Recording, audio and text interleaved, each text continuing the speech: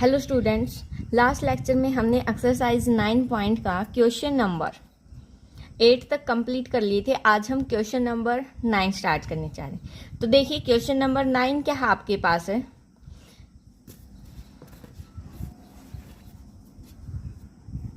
Question number 9 का part कौन सा कर रहे हैं? फर्स्ट क्या है? इंटीग्रेशन 2 - 3 sin x, ये 3 है, ठीक है, divide by cos square x dx। हमें इसका क्या करना है? इंटीग्रेशन करना है।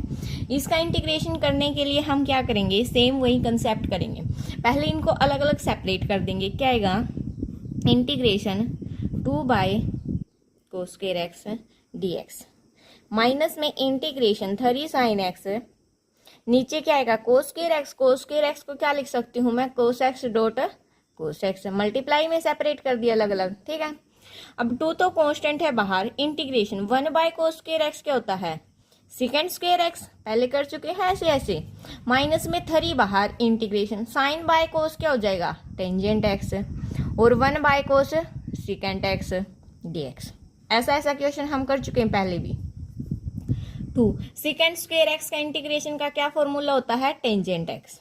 माइनस में 3 टेंजेंट एक्स सेकेंड एक्स क्या होता है आपके पास? सेकेंड एक्स, और प्लस में क्या आ जाएगा? कोई कांस्टेंट है c। सेकंड पार्ट देखिए क्या है आपके पास? Integration 5 sin square x plus 7 cos square x divide by 3 sin square x cos square x dx, ठीक है। अब इसमें भी क्या करेंगे हम लोग? अलग अलग सेपरेट कर लेंगे। अलग अलग सेपरेट करेंगे तो क्या आएगा? देखो 5/3, ऊपर क्या है? 5 sin स्क्वायर एक्स, नीचे क्या आएगा आपके पास? एक मिनट, नीचे क्या आएगा आपके पास? 3 sin square x cos square x plus में 7 cos square x divide bye कितना आएगा? 3 sin स्क्वायर एक्स और कोस स्क्वायर एक्स dx, ठीक है। अब क्या करेंगे? देखो 5/3 कांस्टेंट है तो बाहर, इंटीग्रेशन का साइन, साइन स्क्वायर से sine square cancel, 1 by cos square क्या हो जाएगा? Secant square x dx plus में 7/3 बाहर, इंटीग्रेशन का साइन, कोस स्क्वायर से cos square, 1 by sine square क्या होता है? Cosecant square x into dx। अब देखो 5/3 as it is, secant square x का क्या होता है?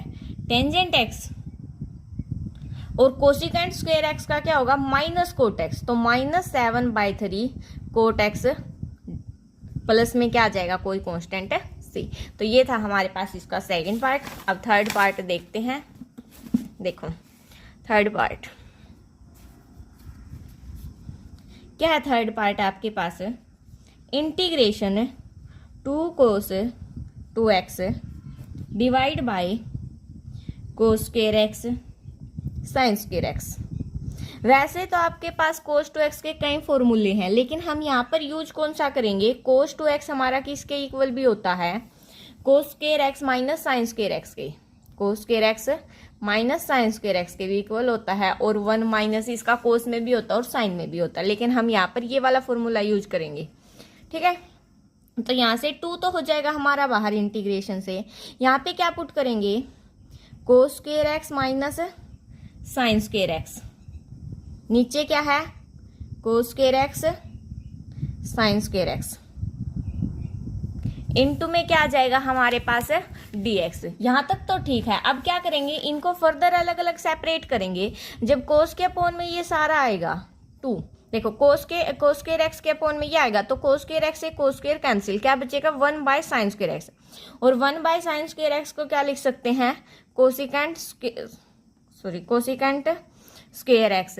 माइनस में 2 इसके साथ भी है मल्टीप्लाई में, इंटीग्रेशन जब साइन स्क्वायर एक्स के अपोन में ये करेंगे तो साइन स्क्वायर से साइन स्क्वायर कैंसिल, क्या बचेगा? 1 बाय कोस स्क्वायर, और 1 बाय कोस स्क्वायर क्या होता है हमारे पास?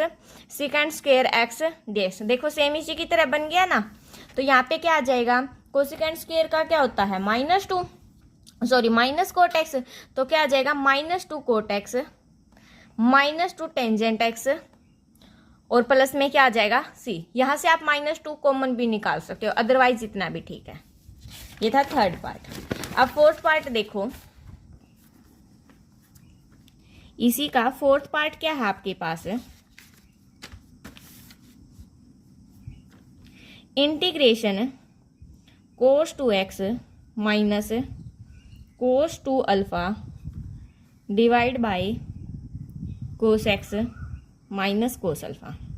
यहाँ पर मैं आपको एक चीज क्लियर कर देती हूँ, यहाँ पर जो अल्फा है, अल्फा ये क्या हमारे पास कांस्टेंट है, क्या है कांस्टेंट, तो अल्फा वाली टर्म हमारी एज इट इज रहेंगी, ये आपको ये ध्यान रखना है यहाँ पर।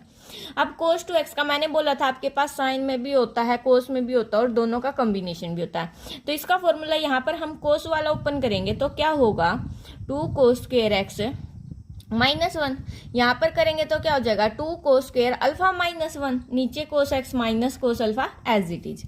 तो देखो क्या आएगा, इंटीग्रेशन 2 cos स्क्वायर एक्स -1, अब माइनस में क्या आएगा 2 cos स्क्वायर अल्फा -1 और divide by cos x minus cos alpha. अब देखो यहां से जब माइनस को अंदर एडजस्ट करोगे, ये माइनस का होगा और 1 प्लस का होगा, तो 1 से 1 क्या हो जाएगा कैंसिल, तो हमारे पास, और 2 को हम बाहर कॉमन निकाल लेते हैं, तो अंदर क्या बचेगा cos square x minus cos square alpha, और नीचे क्या आया cos x minus cos alpha. अगर देखा जाए, देखो ऊपर वाली टर्म तो सेम है, अभी अभी आपने किया था cos square x minus sign square x का किया था, बट नीचे यहाँ पर तो किस चीज में था, मल्टीप्लाई में, लेकिन यहाँ तो किस चीज में है, माइनस में। तो ये चीज आपको क्या करनी है, ध्यान रखनी है। तो 2a square minus b square का फॉर्मूला ऊपर ओपन करेंगे तो क्या आएगा, cos x plus cos alpha, cos x minus cos alpha divide by cos x minus cos alpha into में dx। तो इससे ये वाली टर्म क्या होगी हमारी, कैंसिल आउट। तो क्या बचा हमारे पास 2 integration of cos x plus cos alpha. इसका अब हमें क्या करना है, इंटीग्रेशन करना है dx। तो यहां से देखो 2 तो as it is, cos x का करेंगे तो क्या आएगा sin x, प्लस में मैंने बोला था आपको यहाँ पर अल्फा क्या है, कांस्टेंट है, तो cos अल्फा तो एज इट इज, और यहाँ पर क्या बचेगा 1 का इंटीग्रेशन करेंगे तो x आएगा, और cos alpha as it is, और प्लस में क्या आ जाएगा c। तो ये था हमारा इसका फोर्थ पार्ट। अब एक लास्ट पार्ट और बाकी है फिफ्थ, वो देखिए क्या है फिफ्थ पार्ट में, cos x minus cos 2x divide bye 1 minus cos x। हमें इसका क्या करना है अब, इंटीग्रेशन। सेम cos 2x का यहाँ पर क्या फॉर्मूला खोला था, 2 cos स्क्वायर एक्स -1, तो यहाँ पर भी क्या खोल देंगे यही।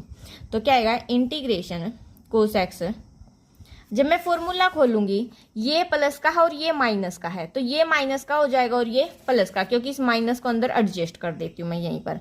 तो -2 cos स्क्वायर एक्स प्लस में 1, और नीचे क्या आएगा हमारे पास 1 माइनस cos x dx। अब एक चीज देखो यहाँ पर, आपने एक चीज नोटिस किया है, अगर मैं इसका स्क्वायर खोलूं तो क्या आएगा 1 प्लस, नहीं फिर यहाँ पर स्क्वायर होना चाहिए था उस हिसाब से, तो फॉर्मूला तो नहीं बन रहा है। तो क्या करेंगे अब यहाँ पर माइनस कॉमन निकाल लें। अगर माइनस कॉमन निकाल लिया, देखो यहाँ से ऊपर से माइनस वाली टर्म कॉमन निकालते हैं, तो क्या आएगा हमारे पास 2 cos square x minus cos x, थोड़ा सा अलग है सबसे, -1 divide by 1 minus cos x dx। अब हमें क्या चाहिए, नीचे वाले जैसा बनाना है, उसके लिए हम क्या करेंगे, ये हमारा माइनस तो एज इट इज है, इंटीग्रेशन 2 cos स्क्वायर एक्स भी एज इट इज है। मैं इसको क्या लिख सकती हूँ, -2 cos x plus cos x लिख सकती हूँ। सोल्व करेंगे तो यही टर्म आएगी, और माइनस में क्या था 1 डिवाइड बाय क्या है 1 माइनस cos x dx। देखो अब क्या करूंगी मैं, यहाँ से ऊपर से क्या है 2 cos x कॉमन निकल रहा है, इन दो टर्मों में से 2 cos x कॉमन निकालेंगे तो अंदर क्या बचेगा cos x -1, प्लस यहाँ से 1 कॉमन निकालेंगे तो क्या बचेगा cos x -1। तो देखो कैसे, माइनस साइन बाहर, क्या कॉमन निकाला, 2 cos x। जब कॉमन निकालेंगे अंदर क्या बचेगा, cos x -1 प्लस यहाँ से 1 कॉमन निकाला तो क्या बचा, cos x -1 और नीचे क्या आएगा हमारे पास है 1 माइनस cos x। ठीक है, तो ऊपर क्या बन गई हमारे पास टर्म 2 cos x प्लस 1 और cos x -1, नीचे क्या है 1 minus cos x into this.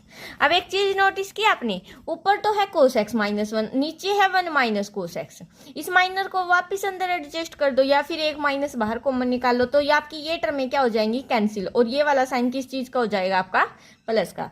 तो आपके पास क्या बचेगा 2 cos x प्लस 1 ds। अब इसका इंटीग्रेशन करेंगे, 2 तो constant as it is, cos x का sin x प्लस में यहाँ पर 1 है, 1 का करेंगे तो x और प्लस में c कांस्टेंट। तो ये था आपके पास क्वेश्चन नंबर 9।